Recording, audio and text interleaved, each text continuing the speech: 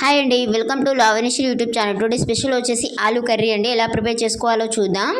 ముందుగా stove on చేసుకొని bowl పెట్టుకొని 2 టీ స్పూన్స్ ఆయిల్ వేసుకోండి. అందులోని జీలకర్ర ఆవాలు వేసుకోండి. అవి కొంచెం చిటిపిల్లలాడిన తర్వాత కరివేపాకు పచ్చిమిర్చి వేసుకోండి.